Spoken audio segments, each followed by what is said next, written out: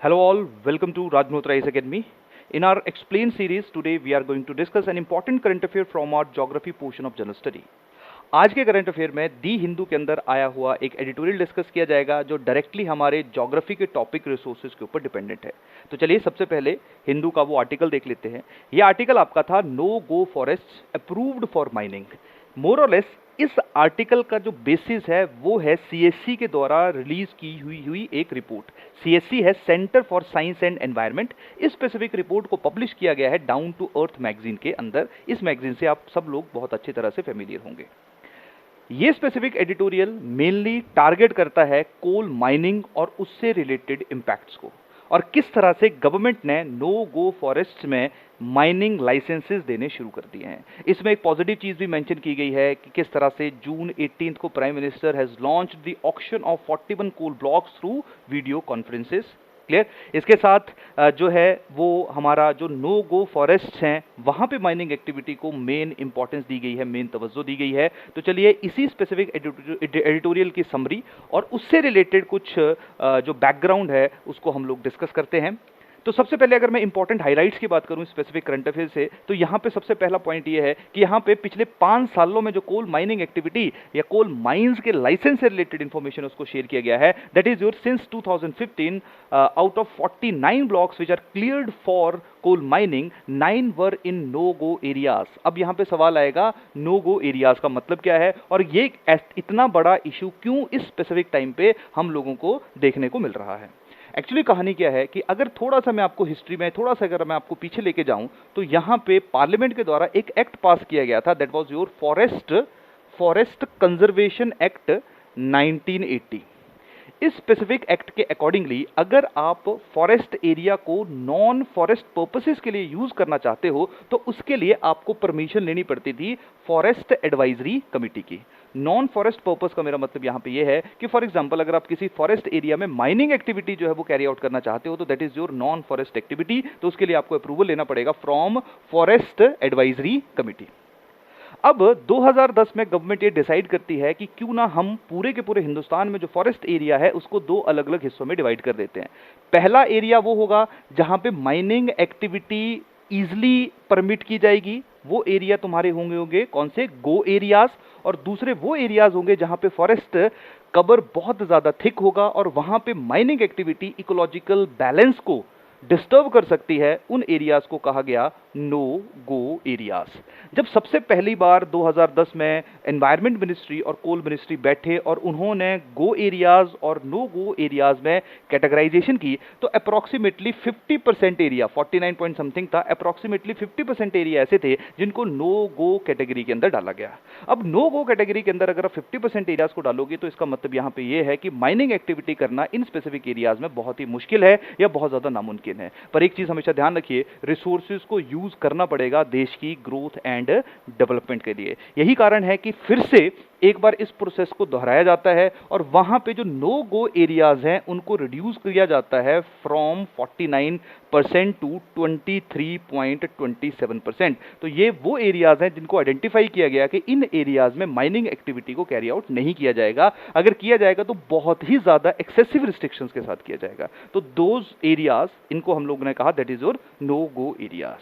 But story ये है कि 2015 के बाद गवर्नमेंट जो है उसने नो गो एरियाज में भी जो तुम्हारे कोल माइनिंग के लाइसेंसेस हैं उनको देना शुरू कर दिया। और यही डाटा आपके पास था कि जो 49 ब्लॉक्स क्लियर किए गए हैं फॉर कोल माइनिंग उनमें से जो 9 ब्लॉक्स हैं वो नो गो एरियाज के अंदर हैं। इसका क्या इंपैक्ट है इसको थोड़ी देर के अंदर हम लोग डिस्कस करते हैं। इसके साथ गवर्नमेंट ने जो हमारा coal mines special provision act 2015 है जिसके अंतर्गत जो हमारा कोल माइंस है उनके लाइसेंस प्रदान किए जाते हैं उसमें भी चेंजेस आए हैं। इस स्पेसिफिक एक्ट में अमेंडमेंट का सिंपल सा मतलब ये है कि अब कोल माइंस जो हैं उनको कंप्लीटली प्राइवेटाइज्ड किया जाएगा। बहुत ज्यादा टाइम तक जो है वो हमारी कोल माइनिंग सरकार के डायरेक्ट कंट्रोल में रही थी और उसके साथ साथ जो है वो कमर्शियल माइनिंग को भी अप्रूव किया जाएगा। पहले क्या हुआ करता था कि कोल ब्लॉक्स उन्हीं प्राइवेट एंटिटीज को दिए जाते थे, उन्हीं कंपनीज को दिए जाते थे जिनके पास कोई एक्सपीरियंस होता था। लेकिन ये अब अमेंडमेंट की गई कि यहां पे कोई ऐसा प्राइवेट प्लेयर जिसको प्रायर एक्सपीरियंस नहीं है फॉर कोल माइनिंग उसको भी लाइसेंस जो है वो प्रदान किया जाएगा। आसान भाषा में गवर्नमेंट कोशिश कर रही है कि कोल माइनिंग एक्टिविटी जो है उसको बहुत बहुत ज़्यादा आसान किया जाए ताकि कोल प्रोडक्शन मैक्सिमम हो और हमारे देश की जो एनर्जी रिक्वायरमेंट है उसको प्रॉपरली फुलफिल किया जा सके। इसके साथ गवर्नमेंट ने जो है एक और नई रिक्वायरमेंट, पहले एक होता था वॉश्ड कोल, कि हमेशा सरकार की एक रिक्वायरमेंट होती थी कि जब भी पावर प्लांट जो हैं वो इलेक्ट्रिसिटी प्रोड्यूस करेंगे तो उसके लिए वो वॉश्ड कोल यूज करेंगे। वॉश्ड कोल का मतलब क्या है? नॉर्मली कोल की डिफरेंट डिफरेंट आपकी टाइप्स रहती हैं, जैसे आपकी एक है एंथ्रासाइट, आपकी है बिटुमिनस, ठीक है, लिग्नाइट, पीट, अलग अलग तरह की टाइप्स रहती हैं। इनमें फर्क क्या रहता है कि जो एंथ्रासाइट है वो ज्यादा प्योर फॉर्म ऑफ कोल रहती है, बिटुमिनस सेकंड है, लिग्नाइट थर्ड है, एंड पीट जो है वो वर्स्ट फॉर्म ऑफ कोल है। तो जैसे जैसे कोल की क्वालिटी जो है वो डिक्रीज होती जाती है वैसे वैसे उसकी जो प्रोडक्टिविटी है वो भी कम होती जाती है। अनफॉर्चुनेटली हमारे देश में हम लोगों को बिटुमिनस कोल जो है वो ज्यादा देखने को मिलता है, ना कि एंथ्रासाइट। तो यही कारण था कि जब पावर प्लांट्स है जहां पे बिटुमिनस कोल को यूज किया जाता है तो पहले जो उसका ऐश कंटेंट है उसको साफ किया जाता है, ताकि जब पावर प्लांट जो है वो इलेक्ट्रिसिटी प्रोड्यूस करने के लिए कोल को यूज करें तो जो ऐश है वो मैक्सिमम तुम्हारी, या ज्यादा ऐश की कॉन्सेंट्रेशन जो है वो तुम्हारी एटमॉस्फेयर के अंदर ना मिक्स हो, जिसके कारण तुम्हें नेगेटिव इंपैक्ट या जो एनवायरमेंट है, क्लाइमेट है, उसके ऊपर नेगेटिव इंपैक्ट ना देखने को मिले। तो यही कारण है कि वॉश्ड कोल जो है उसको जो है उसकी कंडीशन रखी जाती थी पहले, लेकिन अभी गवर्नमेंट ने जो है वो इस वॉश्ड कोल की कंडीशन को भी हटा दिया है। तो अगर वॉश्ड कोल यूज नहीं किया जाएगा इन पावर प्लांट्स तो देयर इज अ पॉसिबिलिटी कि जो हमारे पावर प्लांट हैं वो ज्यादा ऐश जो है वो एमिट करेंगे, जो कि एनवायरनमेंट के लिए बिल्कुल भी पॉजिटिव चीज नहीं है। इसके साथ जो है वो अगर इस स्पेसिफिक आर्टिकल जो कि बेसिकली विद क्रिटिकल आय है, जिसमें जो है वो गवर्नमेंट के स्पेसिफिक डिसीजन को मोर और लेस क्रिटिसाइज किया गया है, एक जगह के ऊपर जो है वो बहुत रैशनल आर्गूमेंट्स भी दिए गए हैं, उनके बारे में हम लोग डिस्कस करते हैं। सबसे पहली बात यहाँ पे है दैट इज योर डिफॉरेस्टेशन, और ये बहुत सही चीज है। अगर तुम लोग एक फॉरेस्ट थिक एरिया में माइनिंग एक्टिविटी एग्जीक्यूट करना चाह रहे हो, और जिस तरह से हमारे देश में माइनिंग एक्टिविटी होती है, तो उसके लिए आपको पूरे का पूरा जो फॉरेस्ट एरिया है उसको खाली करवाना पड़ता है। तो डिफॉरेस्टेशन का अगर जो है वो डाटा आप लोगों के साथ शेयर किया जाए तो अभी तक जो है वो 0.53 मिलियन हेक्टेयर जो हमारे फॉरेस्ट हैं उनको काटा जा चुका है फॉर माइनिंग एक्टिविटीज। और अगर मैं 2015 के बाद की बात करूंगा तो आफ्टर 2015 19,000 हेक्टेयर जो एरिया है, 19,000 हेक्टेयर जो एरिया है उसको क्लियर करवाया जा चुका है, और अप्रोक्सीमेटली 1 मिलियन ट्रीज जो हैं, 10 लाख पेड़ जो है उनको काटा जा चुका है। और उसके साथ साथ क्योंकि अब तुम माइनिंग एक्टिविटी कर रहे हो फॉरेस्ट एरिया जिसके ऊपर ट्राइबल लोगों की बहुत ज्यादा डिपेंडेंसी होती है, अब उनको उन एरियाज को छोड़ के बाहर निकलना पड़ रहा है, जिसके कारण 2015 के बाद अप्रोक्सीमेटली 10,000 लोग अपनी जगहों को छोड़ के जा चुके हैं। मतलब बहुत ज्यादा लेवल के ऊपर जो है वो ह्यूमन डिस्प्लेसमेंट हो रही है। तो डिफॉरेस्टेशन जो है वो बहुत बड़ा कॉज है, और डिफॉरेस्टेशन का इंपैक्ट ऐसे एरियाज में जो नो गो एरियाज हैं जहां पे फॉरेस्ट कवर बहुत ज्यादा थिक है वहां पे बहुत ज्यादा देखने को मिलेगा।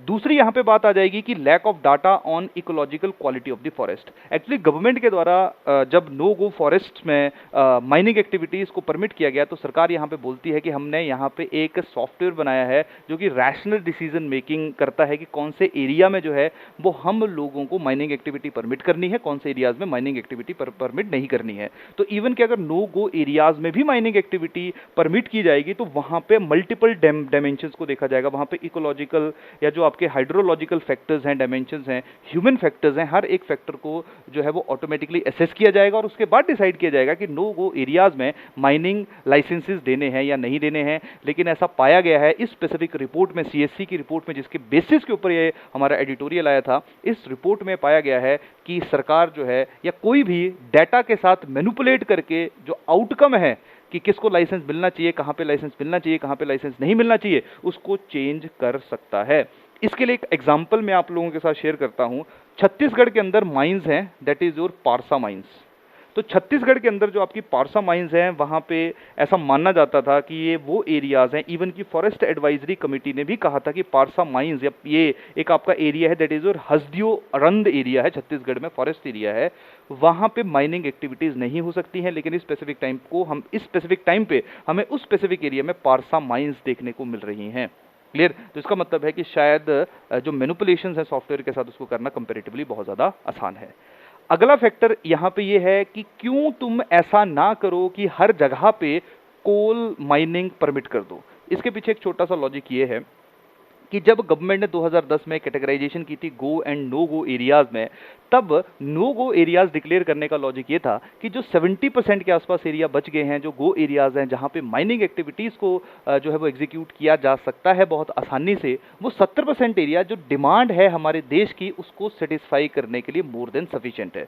तो यही कारण है कि आपको हर जगह के ऊपर जो है वो माइनिंग एक्टिविटी एग्जीक्यूट करने का कोई लॉजिक नहीं है, पहली बात। दूसरी बात, आजकल आप लोग देख रहे हो कि गवर्नमेंट जो है वो रिन्यूएबल एनर्जी रिसोर्सेज के ऊपर बहुत ज्यादा इन्वेस्ट कर रही है, वो रिन्यूएबल एनर्जी रिसोर्सेज के ऊपर मैक्सिमम फोकस रख रही है। तो अगर सरकार धीरे धीरे रिन्यूएबल एनर्जी रिसोर्सेज के ऊपर और ज्यादा फोकस करना शुरू कर दिया और ज्यादा उसको पुश करना शुरू कर दिया, तो जो कोल सेक्टर जो आपका ऑलरेडी स्ट्रेस्ड सेक्टर है, नो डाउट 70% जो हमारा टोटल अभी भी एनर्जी या जो हमारा एनर्जी की रिक्वायरमेंट है, जो इलेक्ट्रिसिटी की रिक्वायरमेंट, उसको फुलफिल तुम्हारे कोल सेक्टर के द्वारा किया जाता है। लेकिन कोल सेक्टर अगर धीरे धीरे जो है वो रिन्यूएबल एनर्जी के ऊपर हमारा फोकस शिफ्ट होना शुरू हो गया, तो हो सकता है कि कोल सेक्टर के लिए हमें ज्यादा कोल की आवश्यकता ना पड़े। तो इस तरह की डिसीजन लेने की कोई आवश्यकता नहीं है जहां पे तुम थिक फॉरेस्ट एरिया से भी माइनिंग एक्टिविटी कैलकुलेट जो है वो कैरी आउट करवा रहे हो। ये एक आर्गुमेंट और बहुत अच्छा आर्गुमेंट है।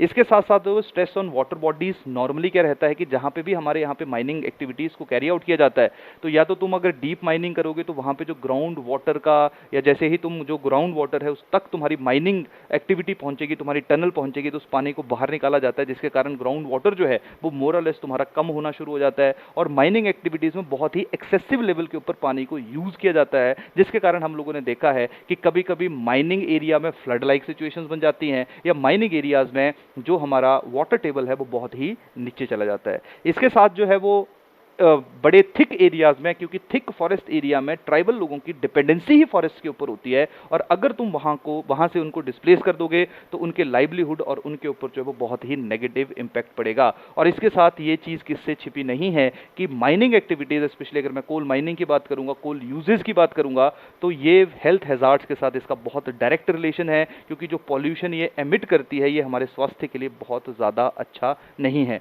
चाहे हेल्थ हैजार्ड्स तुम लोग माइनिंग एक्टिविटी के दौरान कंसीडर कर लो, जहाँ पे मीथेन गैस जो है वो तुम्हारी रिलीज होती है, और काफ़ी ज़्यादा फायर इंसिडेंसेस हम लोगों को कोल माइनिंग करते हुए देखने को मिले हैं। चाहे तुम हेल्थ हैजार्ड जो है वो जब तुम कोल को यूज़ करके एनर्जी प्रोड्यूस कर रहे हो, और जो तुम्हारी ग्रीन हाउस गैसेज हैं वो एनवायरनमेंट के अंदर मिक्स हो रही हैं और फ्यूचर में क्लाइमेट को इम्पैक्ट कर रही हैं, वो भी तुम्हारे लिए एक बहुत नेगेटिव हेल्थ हैजार्ड के रूप में जो है वो फ्यूचर में तुम्हारे सामने आएगा। तो अगर आसान भाषा में बात की जाए तो इस एडिटोरियल या आज का जो ये हमारा जो करंट अफेयर था, इसमें एक डिफरेंट डायमेंशन जो वो आप लोगों के सामने पेश करने की कोशिश की गई है, जहां पे मोर और लेस माइनिंग एक्टिविटी को ऐसा नहीं कहा गया है कि बिल्कुल ही नेगेटिव है। बस जो नो गो एरियाज में माइनिंग एक्टिविटी हो रही है, ये कहा गया कि अगर तुम वहां पे नहीं भी करोगे तब भी शायद चीजें नॉर्मल हो जाएंगी।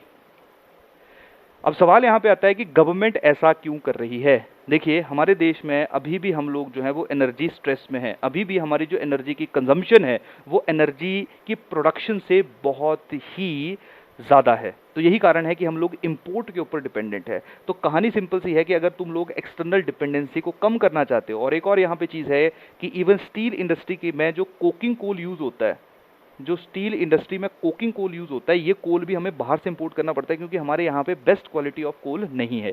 तो चाहे तुम मेनली यहाँ पे जो आर्गुमेंट है वो एनर्जी रिलेटेड है, क्योंकि हमारा यहाँ पे एनर्जी डेफिशिट है, एनर्जी क्राइसिस है मोर लाइक। तो यही कारण है कि हमें यहाँ पे और ज़्यादा जो एनर्जी रिसोर्सेज हैं उनको प्रोड्यूस करना पड़ेगा। अभी हमारे यहाँ पे कोल, पेट्रोलियम, नेचुरल गैस उतनी ज़्यादा नहीं देखने को मिलती है, लेकिन कोयला क्योंकि हमारे यहाँ पे ज़्यादा है, तो यही कारण है हम इसको मैक्सिमम यूज़ कर सकते हैं। और इवन अभी तक भी हम सबसे ज़्यादा जो एनर्जी प्रोड्यूस कर रहे हैं वो कोल को यूज़ करके ही कर रहे हैं। तो ताकि हमें बाहर से एनर्जी के लिए चीज़ों को इंपोर्ट ना करना पड़े, यही कारण है कि हमें इस तरह में या हर एरिया में जहाँ जहाँ हमसे या जहाँ जहाँ से हम एनर्जी रिसोर्सेज को एक्सट्रैक्ट कर सकते हैं वहाँ से हमें एक्सट्रैक्शन करनी चाहिए।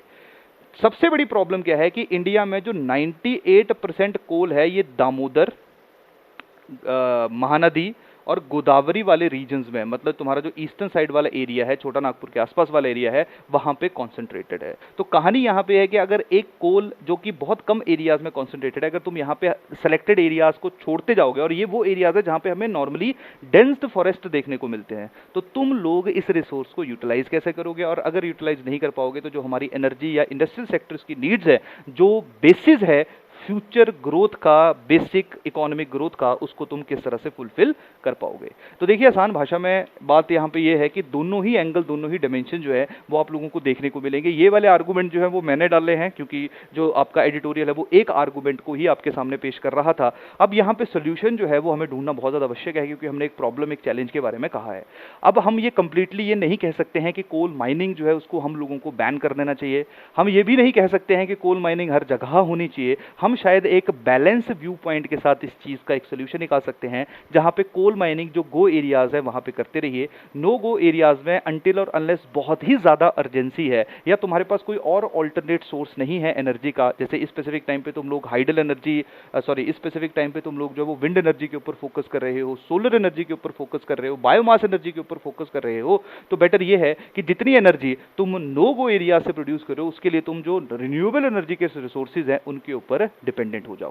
क्लियर। और अभी जैसे जैसे पहले तो ये होता था कि जो थर्मल एनर्जी प्रोड्यूस होती थी उसका जो जो वॉट का जो पर वॉट का जो टोटल कॉस्ट आता था वो बहुत ही तुम्हारा कम होता था as compare to renewable energy resources. लेकिन अभी जैसे जैसे टाइम बढ़ता जा रहा है वैसे वैसे जो रिन्यूएबल एनर्जी रिसोर्सेज हैं वो भी बहुत ज़्यादा फिजिबल हो गए हैं, और हो सकता है कि फ्यूचर में जो है वो हमारी धीरे धीरे शेयर वैसे भी रिन्यूएबल रिसोर्सेज का इंक्रीज हो रहा है। तो हो सकता है कि एक टाइम पे जो तुम्हारे नो गो एरिया से जितनी प्रोडक्शन होनी है उसकी रिप्लेसमेंट तुम लोग रिन्यूएबल एनर्जी रिसोर्सेज से करवा दो। तो शायद ये एक बेटर सोल्यूशन हो सकता है इस स्पेसिफिक डिबेट का, इस स्पेसिफिक मुद्दे का। तो ये था हमारा करंट अफेयर। इसी के साथ इसको मैं कंक्लूड करता हूँ। फिर से एक्सप्लेन सीरीज में मिलेंगे ज्योग्राफी के एक और करंट अफेयर के साथ। तब तक के लिए थैंक यू, धन्यवाद।